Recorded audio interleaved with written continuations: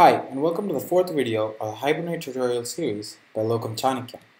In the last tutorial, we discussed about how to create the classes, including the jar files, and also creating the XML configuration files in the Eclipse IDE to develop the project structure for a Hibernate application. In this tutorial, we'll be discussing about how to configure the database side of things, that is, how to create our database, how to create users for that database, and also how to create a sample table for us to actually apply these CRUD operations using Hibernate. So for that, today I'll be using the Mysql Database, and I'll be accessing the Mysql Database using PHPMyAdmin from my XAMPP server. So my XAMPP server is already started up with MySQL running, but in case yours is not, go over to your applications and go over to XAMPP. If it's not there in the application folder, it should be there in your installation. So open up Finder. In the Mac, go over to Applications.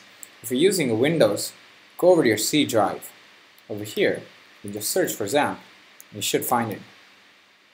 Once found, click on the Manager and type in your password if you're a Mac user. Shouldn't open up fine for you guys. But then going over to the Manager, you can just click on Manage Servers. Over here, you can see that my MySQL Database and my Apache Web Server are both running right now. But if they're not, and there's a red light instead of a green over here, just click on here, and you can click on Start. So let's close this off right now. Click on Yes. Since my server is started up, now we can access the PHPMyAdmin page from our browser. So open up your browser, and go over to the URL bar. In the URL bar, you can click on localhost /PHPMyAdmin, which opens up the PHPMyAdmin page for your local host. Over here, we can now create users and databases of our wish as we like, according to the configuration file that we gave. So let's just take a look at the configurations that we gave. Over here, you can see that our database name is DemoDB, which means that we have to create a DemoDB database because there's no DemoDB database already created over here in the MySQL database, as you can see on the left side.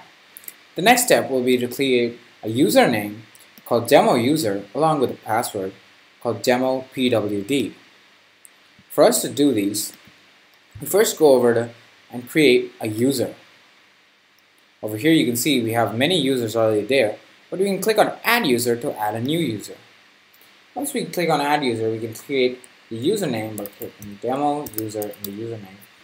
And then over here, as a host, we give localhost, as our host is the localhost. For the password, we give DemoPWD and retype the password again. Now, you're ready to give privileges for the user. For now, let's just concentrate on the Hibernate side and give all privileges to this database user. Now just scroll down and click on Go, and you can see that you've added the new user. The next step will be to add a database for this user. Now let's create a database called DemoDB. DemoDB has been created, and you can see it comes up in the list over here as well as over here. Now to check if the demo user has privileges for the DemoDB, click on Check Privileges, and you can see that demo user has a grant action as yes. Now let's go into the DemoDB. Inside the DemoDB, we now have an option to create tables. You can either create tables like this using the UI, or you can go into the SQL screen and directly type your SQL queries. Let's go into Structure and create it quickly. Over here, let's create a table called Demo Table with 3 columns for a Hibernate application. And click on Go.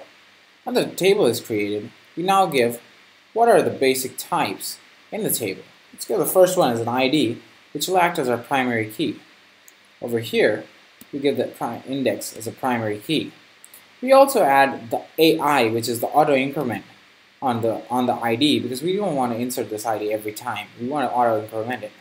The second one will be the user name, which is a varchar, and we'll give a size of 100. Once that is done, we'll also give the email ID, which is also a varchar, with size 100. Now that that is done, the table elements are there. You can click on Go or Save to create the table. Now that the table is created, you can see that the demo table is over here, but it has 0 rows. at present. To browse the structure, you just click on structure and you can see the different variables or the different columns that are available in the table.